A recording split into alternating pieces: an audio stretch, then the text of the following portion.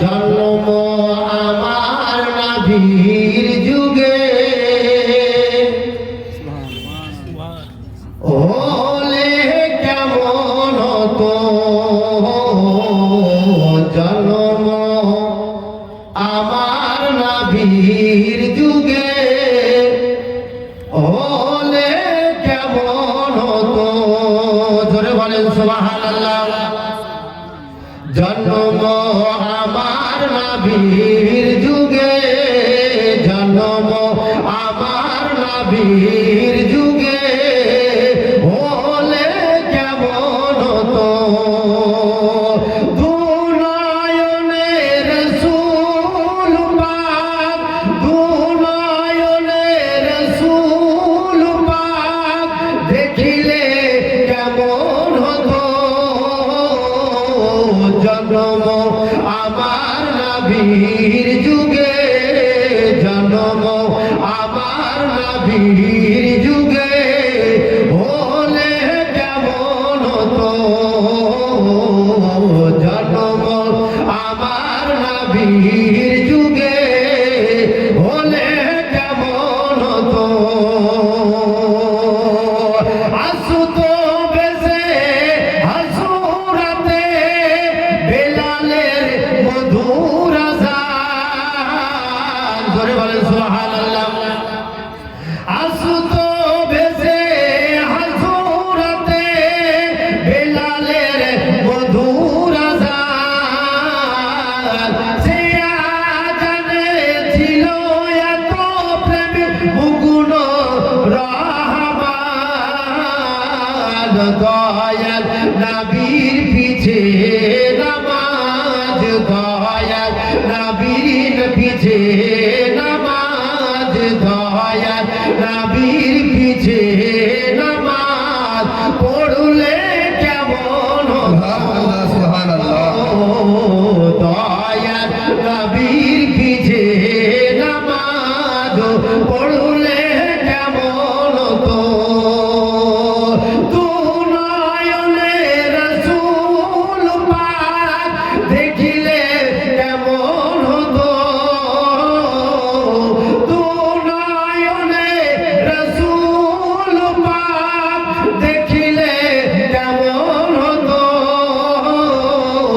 জন্ম আমার নাভির যুগে জন্ম আমার নাভির যুগে হলে কেমন তো আর তুমি জীবন তুমি মরণ তুমি জীবন তুমি মরণ আধার ঘরে তুমি আপন তুমি জীবন তুমি মরণ আধার ঘরে তুমি আপন তুমি বিনে তাদের তরি তুমি বিনে পারের তরি নীল যেন এই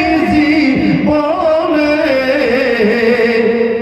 ইয়া রাসূলুল্লাহ ইয়া হাবিবাল্লাহ ইয়া রাসূলুল্লাহ ইয়া হাবিবাল্লাহ ইয়া রাসূলুল্লাহ ইয়া হাবিবাল্লাহ তুমি জীবন তুমি মরণ তুমি জীবন তুমি মরণ আধার ঘরে তুমি আপন তুমি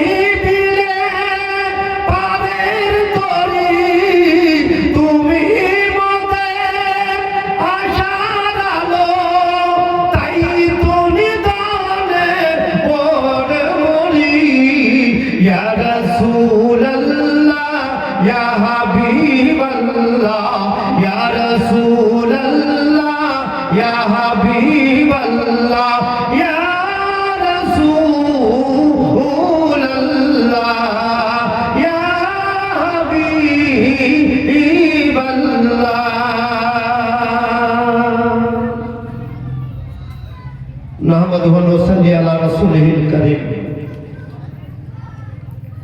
أما بعد فأعوذ بالله من الشيطان الرجيم بسم الله الرحمن الرحيم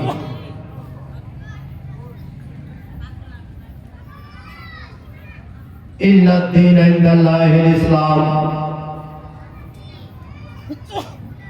صدق الله المولانا العظيم وصدق رسوله النبي الكريم ونحن على ذلك من الشاهدين والشاكرين والحمد لله رب العالمين সমস্ত তারিফ ও প্রশংসা সেই মহান রব্বুল আলামিনের জন্য তারপরে পরে আপনার নবী আমার নবী সারা কুল কায়নাতের নবী জনাবে মুহাম্মদুর রাসূলুল্লাহ সকলে বলি সাল্লাল্লাহু তাআলা সালামের উপর লাখ লাখ সালাম ও দরুদ বর্ষিত হোক অর্পিত হোক নাজিল হোক জোরে সোরে মুহাব্বতের শহীদ বলে আল্লাহুম্মা আমিন। যাই হোক আমি আপনাদের সম্মুখে গতকালকেও আলোচনা করেছিলাম, আশা করি আপনারা অনেকেই ইয়াদ রেখেছেন, মনে রেখেছেন যে আমি কোন জায়গায় বক্তব্য ছাড়িয়েছি নাকি। আপনাদের সম্মুখে আমার আলোচনা ছিল আল্লাহর পয়গম্বর হযরত ইব্রাহিম নবী গতকালকে বিবাহের কাজ সম্পূর্ণ হয়েছে নাকি, হ্যাঁ সম্পূর্ণ করার পরে আল্লাহর হুকুম অনুযায়ী রাত্রে স্বপ্ন দেখালেন আল্লাহ। ইব্রাহিম নবী নিজের বিবিকে বললেন, সারাকে বললেন, বিবি রে আমি এখান থেকে নিজের দেশে চলে যাব। সারার পিতা সেই সময় বলেছিলেন, বলে চলে যাবে ঠিকই আছে, কিন্তু তোমার জন্য আমাকে তিনটা দিন সময় দিতে হবে, আর ওই সময়ে আমি তোমার জন্য কিছু তৈরি করবো জিনিস, তারপর যেন তোমার দিতে দেবো। আল্লাহর পয়গম্বর ইব্রাহিম নবী যেন কথাটাকে মেনে নিলেন। মেনে নেওয়ার পরে একদিন চলে গেল, 2 দিন গেল, 3 দিন যেন বাবাজি বেরিয়ে গেল। চতুর্থ দিন কি করা হলো, আল্লাহর পয়গম্বর হযরত ইব্রাহিম নবী নিজের বিবি সারাকে বললেন, বিবি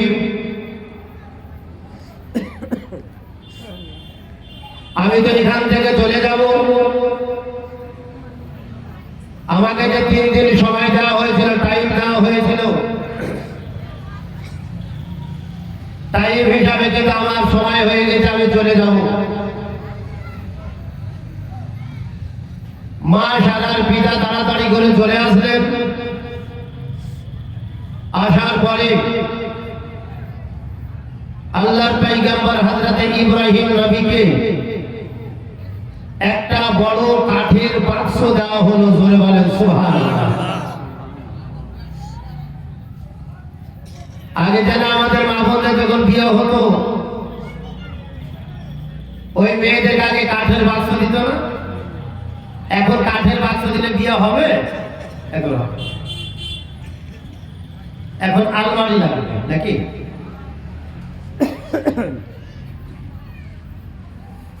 ইব্রাহিম পয়গম্বর একটা অতি সুন্দর করে যেন বাক্স তৈরি করলেন, বানালেন। ইব্রাহিম নবীকে দেওয়া হলো যে দেখো এইটার উপরে তোমাকে আমি এটা দিয়ে দিলাম, এই বাক্সটা তুমি যেন নিয়ে নাও। ইব্রাহিম নবী জিজ্ঞাসা করছেন, হুজুর আপনি যে আমাকে বাক্সটা দিলেন, এই বাক্সটা আমি কি করব? আল্লাহর পয়গম্বর হযরত ইব্রাহিম নবী যখন এই কথাটা বললেন, এইবার বলার পরে তিনার শ্বশুর মহাশয় এক কথায় মাশাআল্লাহ আব্বা হুজুর সেই সময় বলেন, আব্বা এই বাক্সটা তো আমরা পেলাম, তাহলে কি করব? সেই সময় ডাক দিয়ে বলা হলো যে এই বাক্সটার ভিতরে মা সারা তুমি যেন শুয়ে যাবে, আমি তালা লাগিয়ে চাবিটা দিয়ে দেবো ইব্রাহিম নবীকে, আর এইখান থেকে বাড়ি পর্যন্ত যেন তোমাকে কাঁধে করে মাথায় করে যেন ইব্রাহিম নবী নিয়ে যাবে। জোরে বলেন সুবহানাল্লাহ।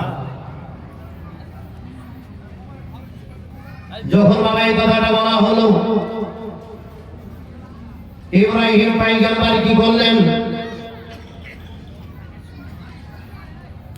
নিজের বিবিকে এইবার বাক্সর মধ্যে যেন বাবাজি ভরে নিলেন। তালাটা লাগিয়ে নেওয়ার পরে ওইখান থেকে যেন বাবাজি এই দেখেন বিদায় হচ্ছে। বাবারা ভাইয়েরা আমার, আম্মা জননী শোনেন, আল্লাহর পয়গম্বর হযরত ইব্রাহিম নবী যেন বাবাজি এইখান থেকে যেন এবার বিদায় হবে।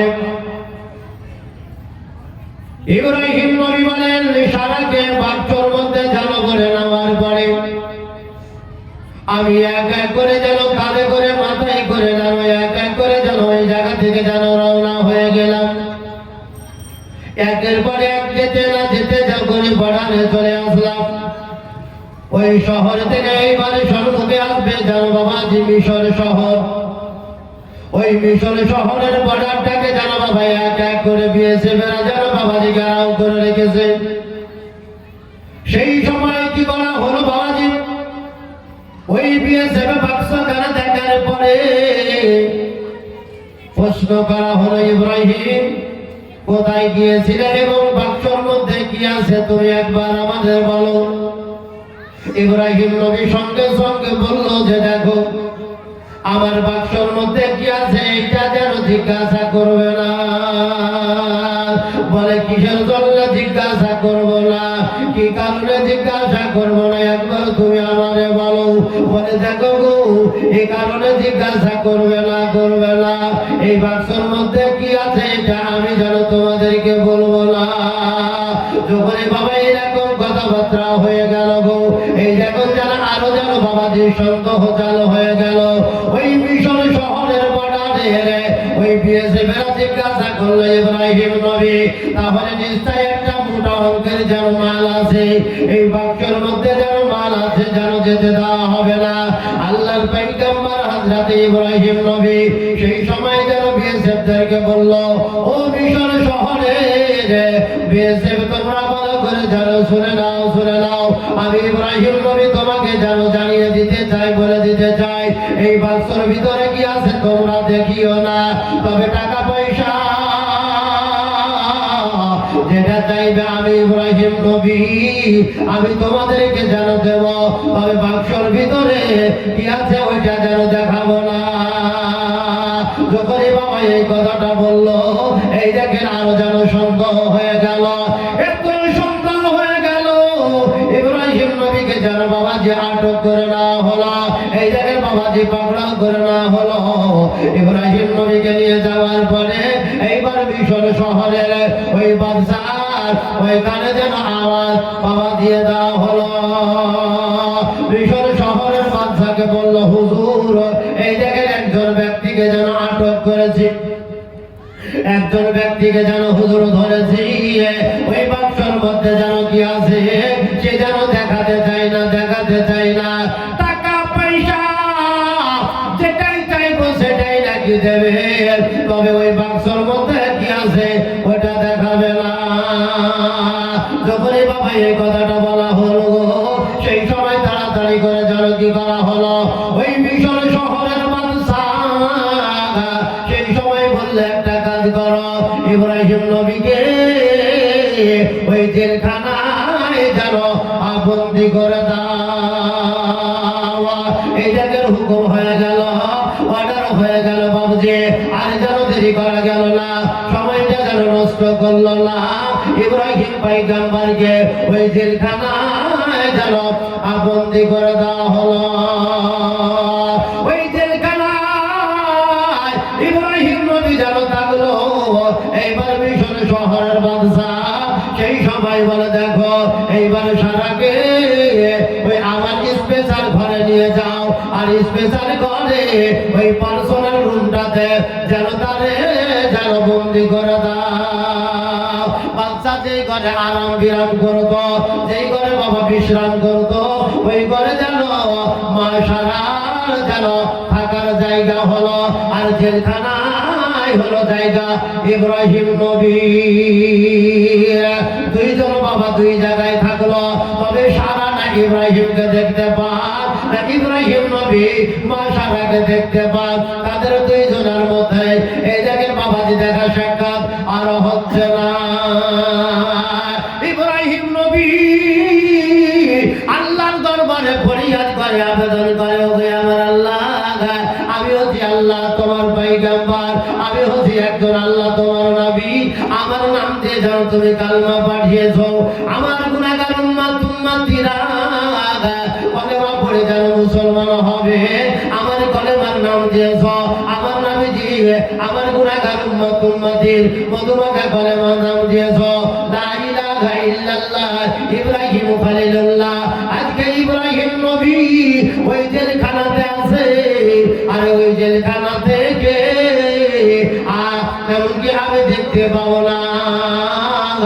আমি যদি দেখতে না পাই আমার বিবি ওই সারা জেলখানায় কি করছে গো আল্লাহ, আমি নিজে যেন দেখতে চাই। এক এক করে যেন বাবা ইব্রাহিম পয়গম্বর এবার কি করলো, আল্লাহ দরবারে এই দেখেন বাবাজি ফরিয়াদ করতে লাগলো, আল্লাহ আমি তো জেলখানাতে আছি, আমার বিবি আছে বাচ্চার বাড়িতে, বাচ্চার ঘরে পার্সোনাল রুমে আছে, কিন্তু আমার বিবি কি অবস্থাতে আছে আল্লাহ আমি যেন দেখতে চাই, একবারে ডাইরে যেন দেখতে পাই। জোরে বলেন সুবহানাল্লাহ। আল্লাহ রাব্বুল আলামিন বলেন, বন্ধু আপনাকে কোনো টেনশন নিতে হবে না, চিন্তা করতে হবে না। আপনি আছেন জেলখানার মধ্যে, সে আছে পার্সোনাল রুমে দাঁড়িয়ে রেখেছে। আমি আল্লাহ রাতকে দিন বানাতে পারি, দিনকে রাত বানাতে পারি, আমার কাছে কোনো রকমের অসুবিধা নাই। জোরে বলেন সুবহানাল্লাহ। আল্লাহর কাছে কোনো অসুবিধা আছে? কোনো অসুবিধা নাই। ও যে কাঁদালিকে করে দেয় ধরি, অন্ধকে দেয় চোখ দুখানি, ও সে কাঁদালিকে করে দেয় ধরি, অন্ধকে দেয় চোখ দুখানি, মুর্শিদ বিলে এ জীবনে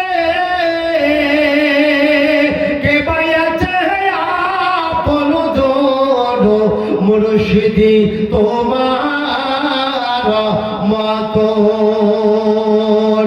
মন পাগল তুই চিনিলি না রে, মুর্শিদি কেমন,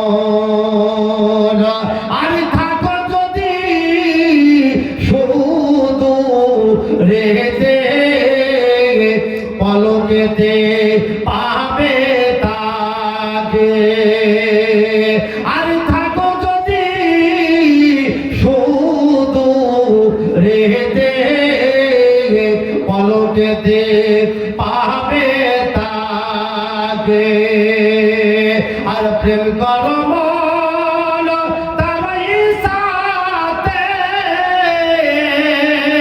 মিলাইবে নিরঞ্জন, মুর্শিদি তোমার মতো মন পাগল তুই চিনিলি না রে, মুর্শিদি কেমন, এ পাগল কাঁদে রাতে দিনে, হবে সে প্রেমী কত দিনে, এ পাগল কাঁদে রাতে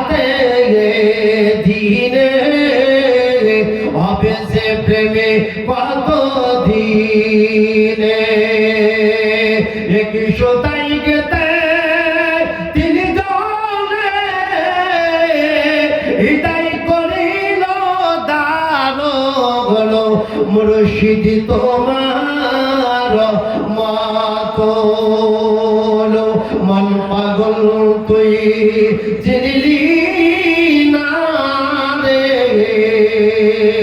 মুর্শিদ কেমন মন পাগল তুই চিনলি না রে মুর্শিদ কেমন আর চোখ তাকে তো নেড়েছি নে আর চোখ তাকে তো নেড়েছি নে পরশুমা দেখে সেই রত হলো মুর্শিদ তোমার মতো মন পাগল তুই চিনলি না রে মুর্শিদ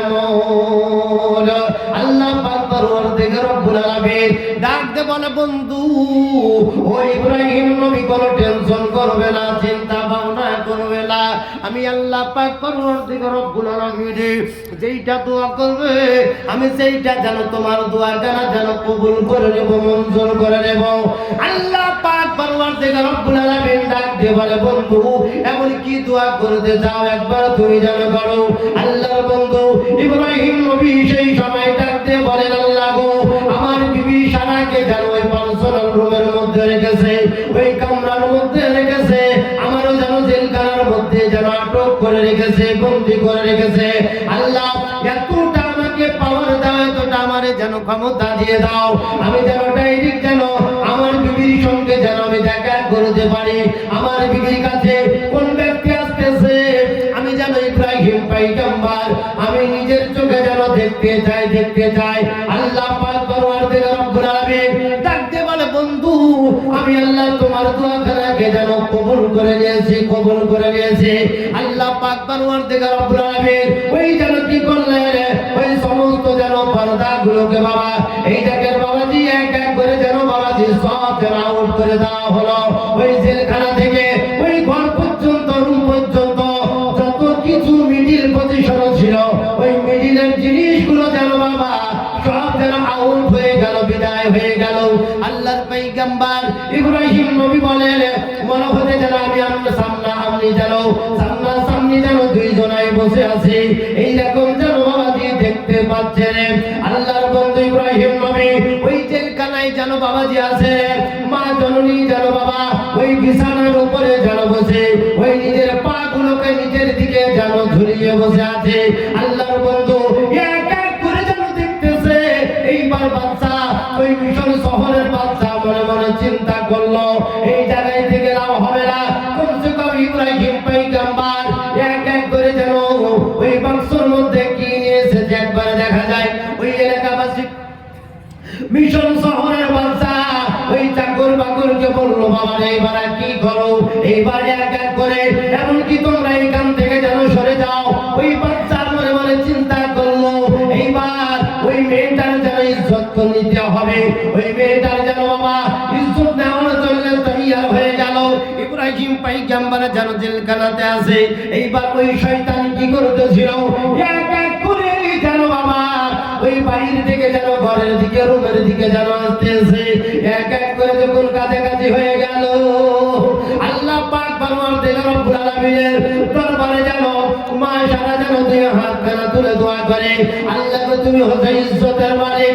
আল্লাহ তুমি সম্মানের মালিক আমি খালি ইব্রাহিম পয়গম্বরের বিবি রয়েছি আজকে যদি আমার ইজ্জতটা নষ্ট করে দেয় আমার গায়ে যদি আজকে হাত লাগিয়ে দেয় কালকে কিয়ামত পর্যন্ত যেন এই দাগটা উঠবে না কেন এটা প্রচার হয়ে যাবে এইটা ভাইরাল হয়ে যাবে এইটা এলান হয়ে যাবে যাহা আজকে ইব্রাহিম পয়গম্বরের নবী ওই বিবির সঙ্গে যেন মিশর শহরের বাচ্চার যেন জেনা হয়েছে ইজ্জতটা নষ্ট করেছে আল্লাহ পাক পরওয়ারদিগার রব্বুল আলামিন বলে না না ওই সারা তোমার গায়ে যেন হাত দিতে পারবে না আজকে তুমি ওই রুমের ভিতরে আসো যেটা আমার কাছে তুমি চাইবে আমি আল্লাহ তোমার দোয়া কবুল করে নেব জোরে বলেন সুবহানাল্লাহ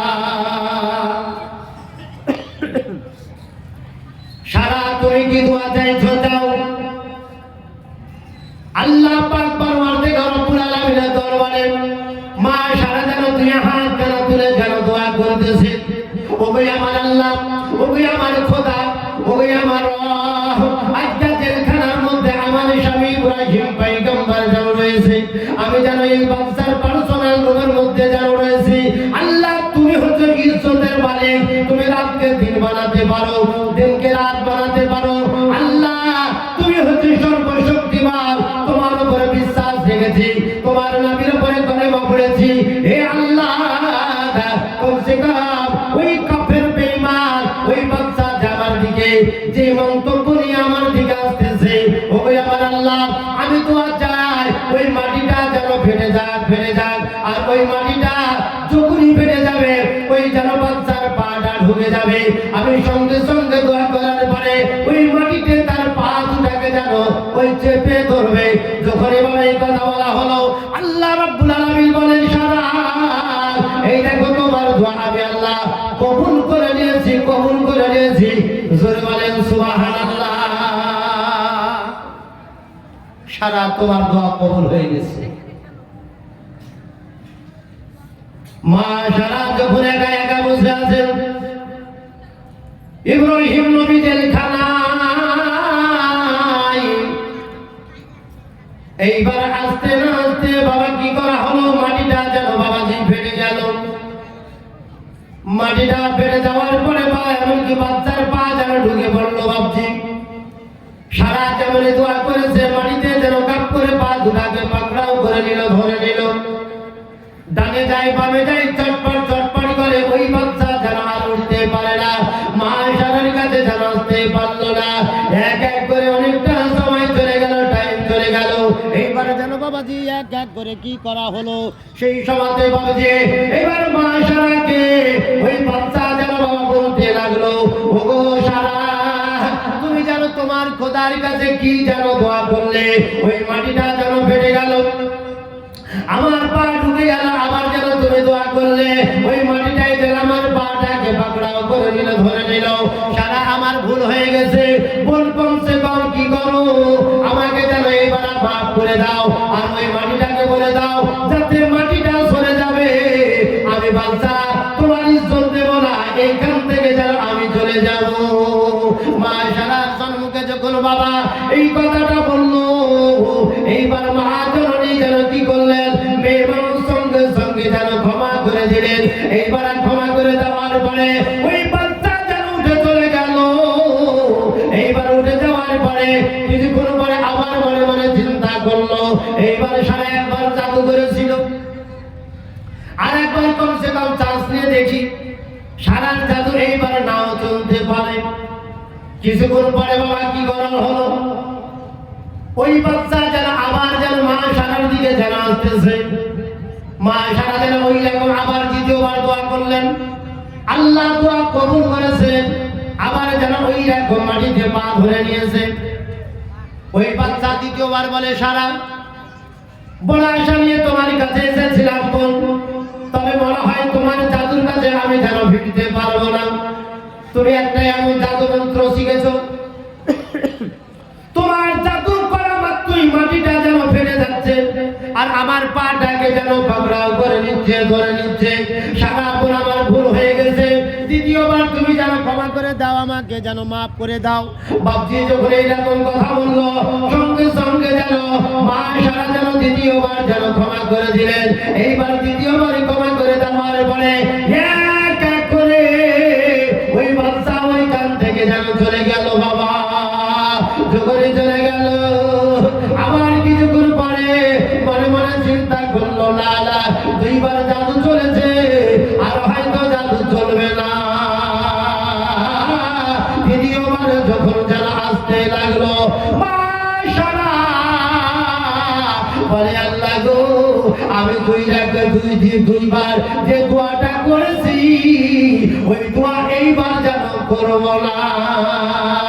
আল্লাহ পাক পরওয়ারদিগার রব্বুল আলামিন বলে, সারা এমন কি দোয়া করবে, যে দোয়াটা করবে তুমি করো, আমি আল্লাহ যেন কবুল করে নেব, কবুল করে নেব। এইবার যেন বাবা কি দোয়া করা হলো, আল্লাহ পাক পরওয়ারদিগার রব্বুল আলামিন ডাক দিলেন, ও সারা বলো এমন কি দোয়া করতে চাও একবার বলো। মা সারা বলে, আল্লাহ তৃতীয়বার যখন আমার কাছে বাচ্চা চলে আসে, এমন একটা তৃতীয়বার দোয়া করবো বাচ্চা যেন আর কোনদিন আমার কাছে না আসে। ওবে আমার বাবারা, ভাইয়েরা, ওবে আমার আম্মা জননীরা, এই দেখেন মা সারা বাবা দুইবার যে দোয়াটা করলাম, এইবার তৃতীয়বার ওই তৃতীয়বার যেন বাবা দোয়া চেঞ্জ করে দিল, বদলে দিল। আল্লাহ পাক পরওয়ারদিগার রব্বুল আলামিন ডাক দিয়ে বলে, সারা আর দেরি করলে হবে না,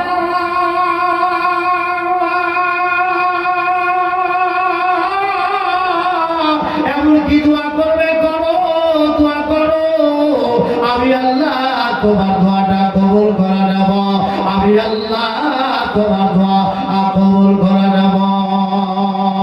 এই দেখেন মা সারা বাবাজি সেই সময় যারা দোয়াটা করেন, আল্লাহ গো এই যে তার দুইটা চোখ দিয়েছ, যেই চোখে খারাপ নজরে আমার দিকে তাকিয়ে দেখেছে, হাজার হাজার মহিলার দিকে তাকায়, হাজার হাজার মা বোনদের দিকে তাকায়, হাজার হাজার মানুষের দিকে তাকায়, আল্লাহ গো ওই তার চোখ দুটাকে যেন বন্ধ করে দাও, তার চোখ দুটাকে যেন বন্ধ করে দাও, কানা করে দাও।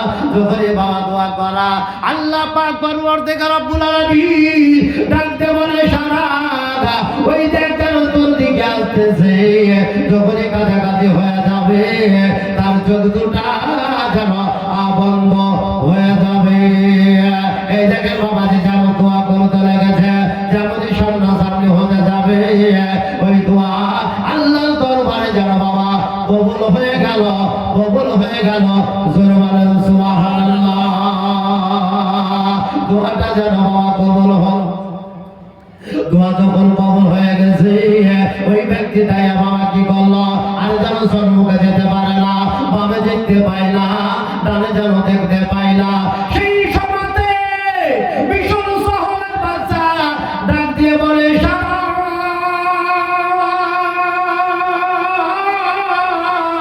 আমার জন্য আর বদুয়া করিও না, করিও না, আমি যেন আর কিছু দেখতে পাচ্ছি না, আমার জন্য বদুয়া আর করিও না। বাচ্চা যেন মনে মনে চিন্তা করলো, আমি যেন আর সারার কাছে যাব না। সারা দুইবার দোয়া কবুল, এমনকি দোয়া করেছে, আল্লাহ তার দোয়া কবুল করেছে, আমি দুইবার ক্ষমা নিলাম, সারা দুইবার ক্ষমা করে দিয়েছে। আমার মন বলে সারা এবার যেন আমাকে ক্ষমা করবে না, আমাকে যদি ক্ষমা নিতে হয় তাহলে যেন ওই ভাষাটা যেন বদলে দিতে হবে, আর চেঞ্জ করে দিতে হবে। বাচ্চা যেন বাবা সেই টাইমে দুইবার বোন বোন স্বীকার করেছিল, মা সারাকে যেন বোন বলে ডাক দিয়েছিল, কেননা বাবাজি বোন বলে যেন ডাক দিল।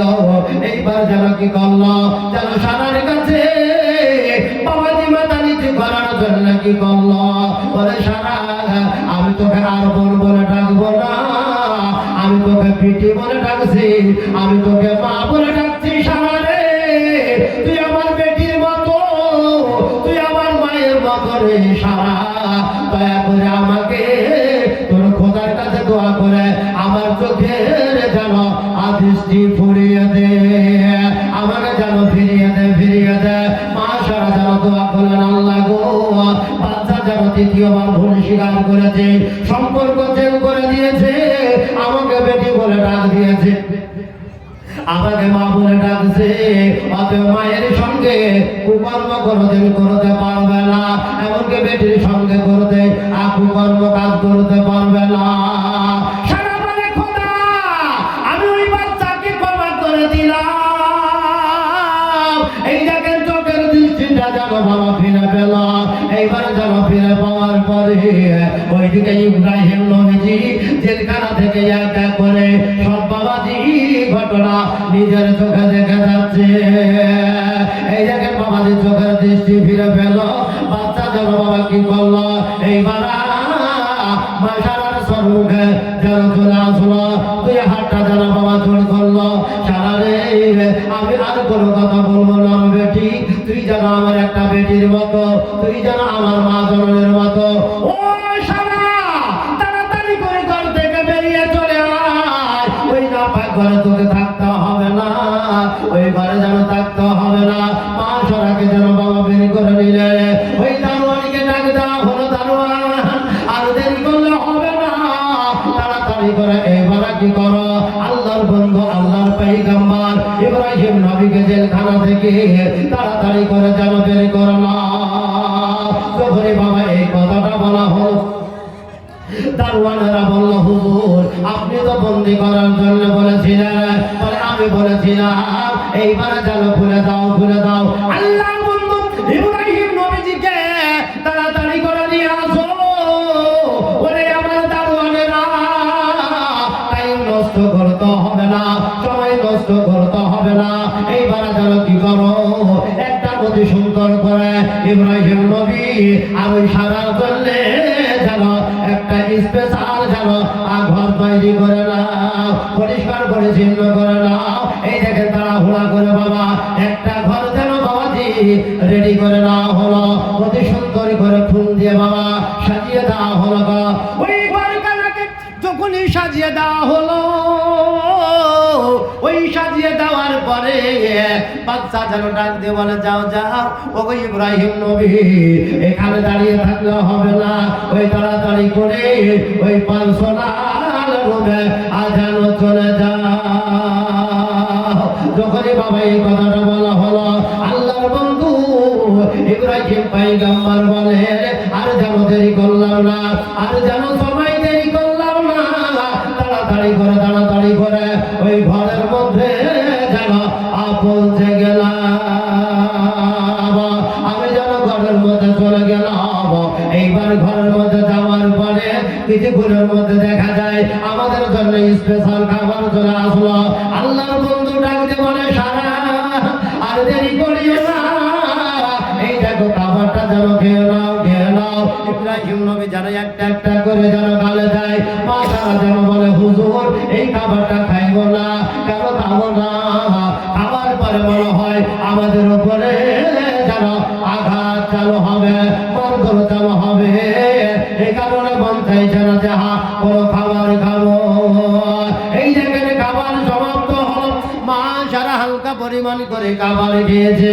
এইবার যেন বাবা চলে গেল, আবার রাত্রি যেন বাবা লেগে গেল। রাত্রিবেলায় স্পেশাল খাবার চলে আসলো, তিনারা দুইজন মিলে খাচ্ছে। মা সারা মনে মনে ভয় পাচ্ছে, হুজুর দিনের বেলায় ভালো ছিল, চেঁচামেচি করতে পারতাম, ডাকা হাঁকা করতে পারতাম, তবে রাত চলে আসলো, আর তো কারো ডাক দিতে পারবো না। সবাই যেন আপন আপন বাড়িতে আরাম করবে, বিশ্রাম করবে। ইব্রাহিম নবী সেই সময় ডাকতে বলে, বিবি রে কোনো চিন্তা করিস না, ভাবনা করিস না, ইজ্জতের মালিক হচ্ছে আল্লাহ, আল্লাহর উপরে যেন আমরা সঁপে দিয়েছি। যখনই বাবা এই কথাটা বলা হলো, আল্লাহর বন্ধু ইব্রাহিম পয়গম্বর নিজের বিবিকে বলে, বিবি রাত্রিবেলা দিয়েছে আল্লাহ বিশ্রামের জন্য, আল্লাহ দিয়েছে যেন আরামের জন্য, এই দেখো খাবার দিয়েছে, এই খাবার যেন খেয়ে নাও। যখনই বাবা এই কথাটা বলা হলো, হালকা পরিমাণে ইব্রাহিম নবীর কথা শুনে এই দেখেন খাবারটা খাওয়া দাওয়া হলো। খাবার চলে গেল বাবুজি, অর্ডার হয়ে গেল। ইব্রাহিম নবী ঘরে আপনাকে যেন আরাম করতে হবে, আপনাকে যেন বিশ্রাম করতে হবে, এই ঘরের মধ্যে থাকলো। আর মা সারা রাত্রি বেলায় ঘুমাই না, এর জন্য ঘুমাই না, এর জন্য ঘুমাই না বাবা, কে জানি ওই রাত্রিবেলা যদি দরজায় কটকট করে আওয়াজ দিয়ে আমাদের দুইজনকে যদি হত্যা করে দেয়, জবাই করে দেয়, এই কারণে সারা যেন ঘুমাই না।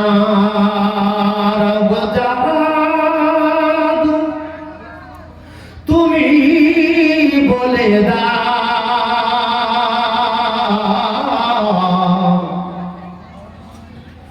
আমার নবীজি কোথায়? জোরে বলেন সুবহানাল্লাহ। ওগো জাহাদু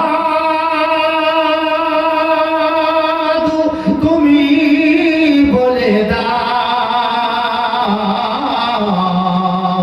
আমার নবীজি কোথায়?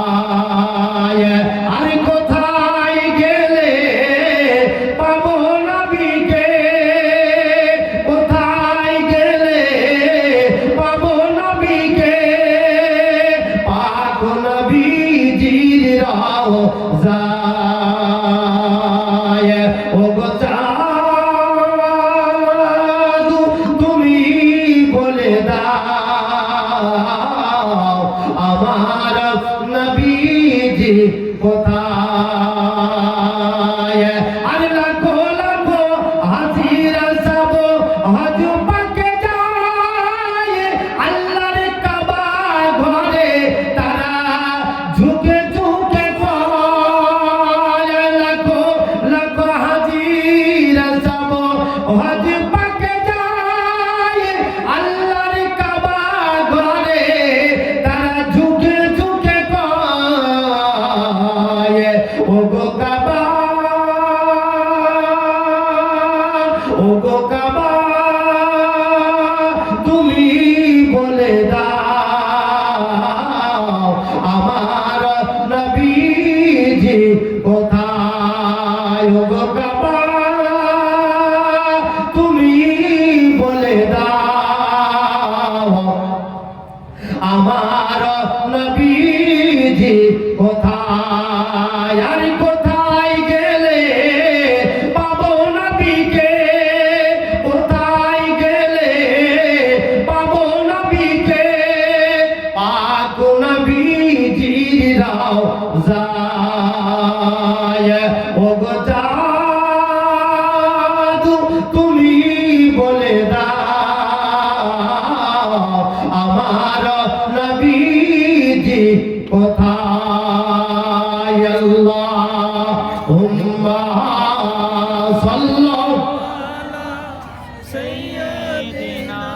আমার ভিডিওটা বন্ধ করে দাও, আবার চালু করে দাও। ওয়া আলা আলিহি